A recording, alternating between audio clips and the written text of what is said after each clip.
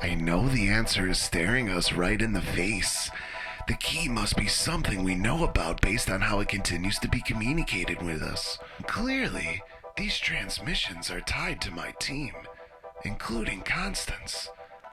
But is it a trap? I think that when we get the final 5 times and places tied to Mario's knowledge of the weak points in the void, we will know what's going on. But in the meantime, we just need to keep listening. Sooner or later, a clue will present itself. I must say, fantasy football certainly seems to be tied to this. The transmissions seem to sometimes mention your league battles. Perhaps you're going to be more help than we might have figured. Perhaps the next chosen one will be given a vision to guide us. Only time will tell, especially since we have a long way to go before we know who that chosen one will even be. Ah, the next transmission seems to be arriving. Let's listen and see if there's something new to hold on to.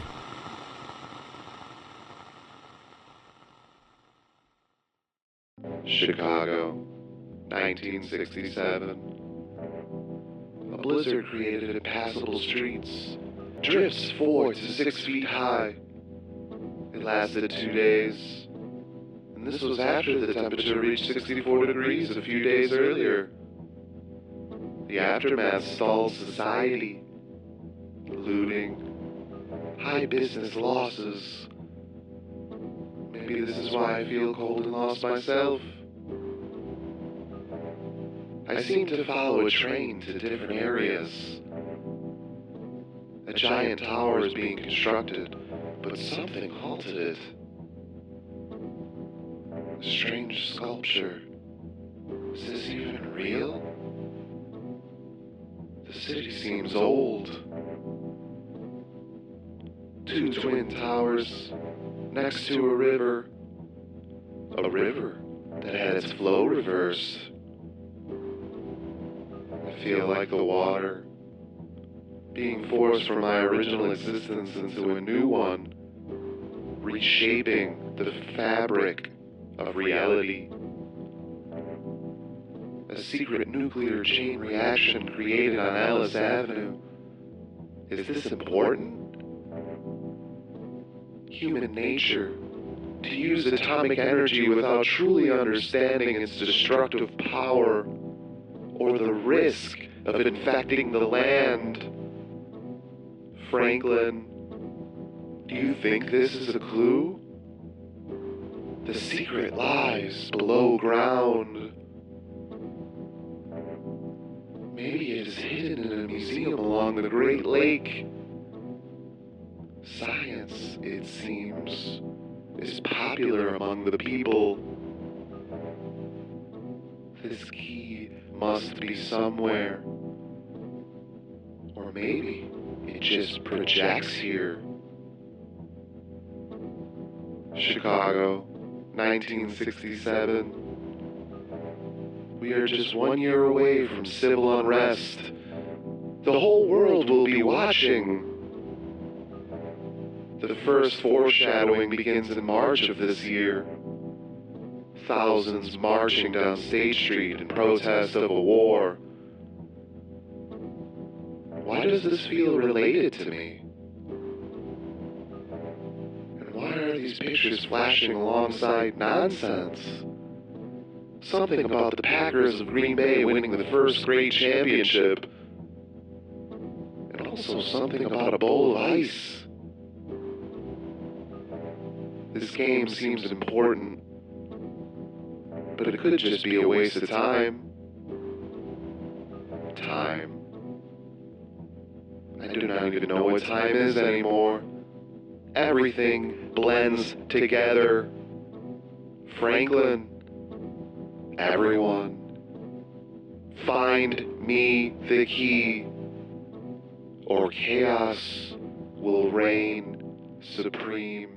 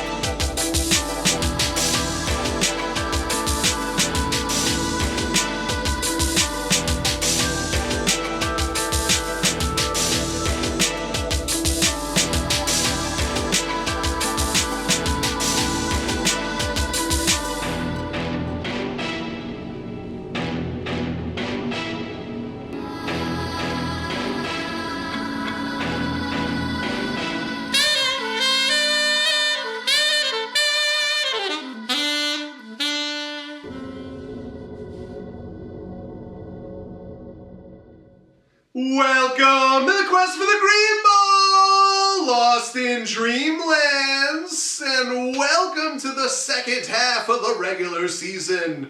Not quite the witching hour, but the last chance for teams to make a mark in out-of-division play as we're getting close to the end of that schedule, as everyone hopes to remain in the playoff race. There are some big games on the slate here, including a massive battle between 4 and 3 teams, and 3 games featuring teams desperately seeking a win to not fall too far behind in the playoff race.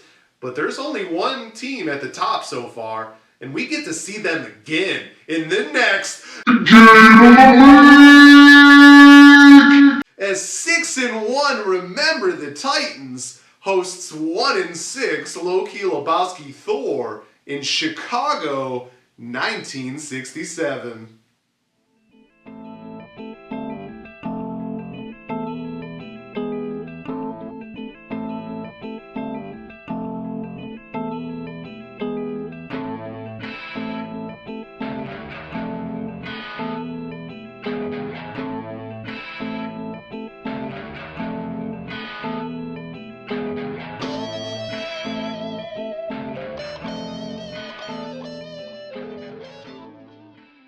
This one is not as lopsided in the projections as one might expect, with Remember the Titans coming in with a 65.2% chance to win. Remember the Titans has a choice at quarterback with Brock Purdy currently in his lineup and Caleb Williams on the bench. Jalen Hurts has a projected advantage, but only due to his push-tush touchdowns, and since he and A.J. Brown will cancel each other's touchdowns. Alvin Kamara is one of Lebowski Thor's top players, but there is a concern with his age and the amount of touches possibly going down with Kendre Miller now healthy. On the other side, Jahmyr Gibbs can be electrifying, but he does have David Montgomery stealing touches and touchdowns. Montgomery was banged up a little last week, so that will be important to watch here. The Chuba Hubbard versus Chase Brown matchup might be about touchdowns, as yards could be difficult to come by in the defensive battles there. Jamar Chase versus Tyreek Hill might actually be fun to watch, with Hill possibly getting a boost with Tua Tagovailoa expected back from his extended time that he was away with his concussion. Ellen Lazard might lose targets to Devontae Adams in New York, but Lazard does have a Hail Mary connection with Rodgers, something to keep in mind. Greg Zuerlein might get a lot of field goal opportunities, but both he and Tyler Bass haven't consistently lit it up at the kicker position, so who knows. The defensive battle could be epic, with Pittsburgh and Denver both getting good matchups. Evan Ingram has a clear advantage over the touchdown-dependent Pat Freiermuth at tight end. But there are 2 players I'm looking at in this one, as always. For low-key Lebowski Thor, I turn to wide receiver Marvin Harrison Jr. Harrison is a rookie with tons of talent and potential, and we saw it on full display in weeks 2, 3, and 4. He started slow with 1 catch for 4 yards in week 1 that got everybody worried, but he came back in the next several weeks, 239 yards and 4 touchdowns on 12 catches in those weeks combined. But then things slowed down again. He had 2 catches for just 36 yards against San Francisco, and then he was injured against Green Bay, came back, caught just 3 passes for 21 yards against the Chargers last week. But the main thing to look at is his targets. They've essentially been steady, minus the game he was injured in week 6. He's been getting at least 6 targets, also not counting week 1, so that's good. This week, though, he gets a Miami team that has been insanely good against wide receivers. They are ranked 2nd in the NFL, allowing just 115.5 yards per game to opponents' wide receivers, and just 2 touchdowns to the position as well overall in all the games. However, it must be noted that Miami has played Jacksonville, Buffalo, Seattle, Tennessee, New England, and Indianapolis. When you look at the wide receivers, besides DK Metcalf, none of the others really are considered elite, and they certainly don't possess the skill that Harrison has. Another note is that Harrison tends to do all his damage in 1 quarter of a game, disappearing for the other 3 in each of his good fantasy outings. That's tough to sustain as defense start to find ways to stop you, but Lebowski Thor will need Harrison to do damage regardless. He will certainly take 1 quarter for 15 to 20 points any day of the week. But if Harrison continues to struggle here, it could be too much to overcome against a stacked squad on the other side. And speaking of remember the Titans, the G-Man, I look at wide receiver Malik Neighbors. Only two things has slowed down Neighbors in his rookie year, as we have two rookie wide receivers here in these players to watch. He had a concussion, which caused them to miss a couple games. And Daniel Jones had a horrible game against Philadelphia. Neighbors was a stud, though, in his first 4 games this year. He had 386 yards and 3 touchdowns on 35 catches. More importantly, he was targeted a mind-boggling 52 times. That is insanity. He missed those 2 games and came back with a dud last week, though. 41 yards on just 4 catches. Still, he was targeted 8 times, and nothing tells us those targets are going to stop anytime soon. It's just a matter of him not missing time, and for Jones to actually throw well. Neighbors does get a tough matchup coming up against the Steelers. They rank 10th against wide receivers this season, but this does include the Falcons, Broncos, Chargers, Colts, Cowboys, Raiders, and Jets. Just like Harrison, only CeeDee Lamb is elite out of that competition, but still they are holding wide receivers to just 147 yards per game and have allowed 4 touchdowns to the position. They are 4th against quarterbacks as well, though, which could mean that Jones is running for his life all game from TJ Watt. And of course, that would make it hard for Neighbors to get clean targets. If Neighbors gets back to his starting ways with production, he will turn his expected high targets into big points for Remember the Titans. But if Jones struggles to get the ball to him like last week, that could be the only reason that Neighbors disappoints, which would leave the door open for Lebowski Thor for the potential upset.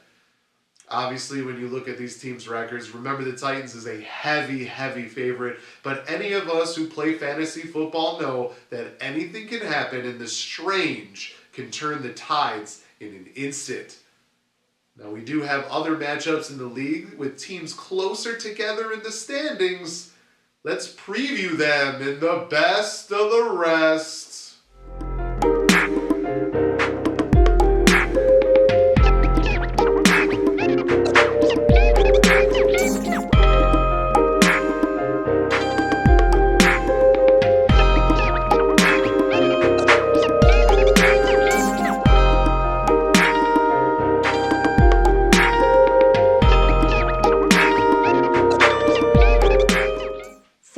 The Clash at Demon Head travels to take on 1-6 Air Jordan, and the road team has a 71.9% chance to win.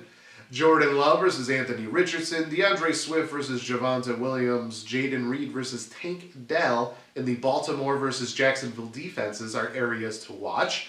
Air Jordan has depleted his roster looking to next year, but all it takes is a few Beast games to get an upset. The Clash at Demon Head will hope that Jonathan Taylor returns from injury, but he may miss another game.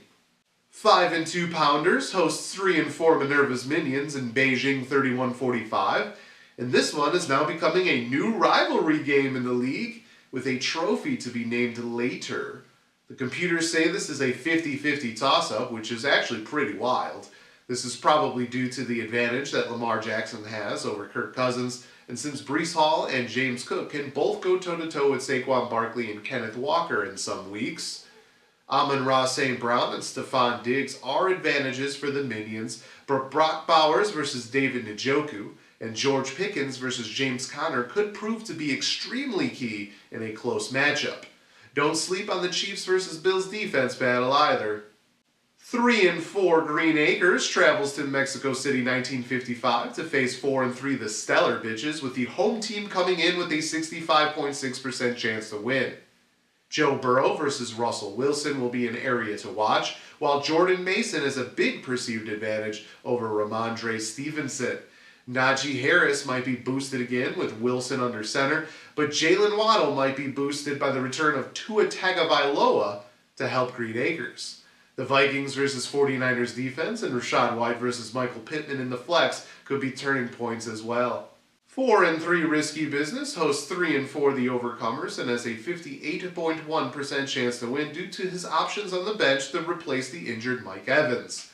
Baker Mayfield versus CJ Stroud, Kyron Williams versus Derrick Henry, Josh Jacobs versus Aaron Jones, and Justin Jefferson versus Cooper Kupp, if he returns, are areas to watch. The Lions also have an advantage at defense here, especially with the Titans trading DeAndre Hopkins to the Chiefs. Lastly, we get a matchup of 4-3 teams with More Than Conquerors traveling to Moscow 24-35 to take on the elite Mother Tuckers. More Than Conquerors has a 54.6% chance to win. Kyler Murray versus Aaron Rodgers, Bijan Robinson versus Joe Mixon, and Devon Achane versus David Montgomery are keys. CeeDee Lamb and Deebo Samuel have an advantage for More Than Conquerors, but George Kittle has been much better than Travis Kelce at tight end.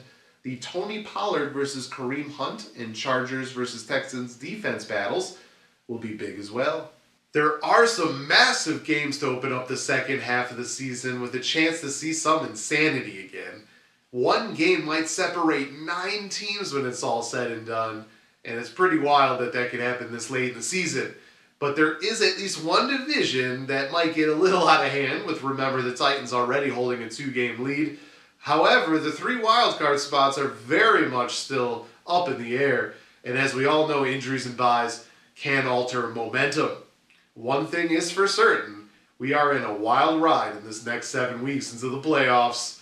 That's the show for the week. Hope you enjoyed it. We have 4 more scheduled Game of the Weeks before we close the season with 2 flex Game of the Weeks. A lot of transmissions from time and space still to come. And our theme story continues as Daryl fights with his thoughts, kind of like us with our lineup decisions. Before you go, take a look at the updated league standings. Until next time, salut.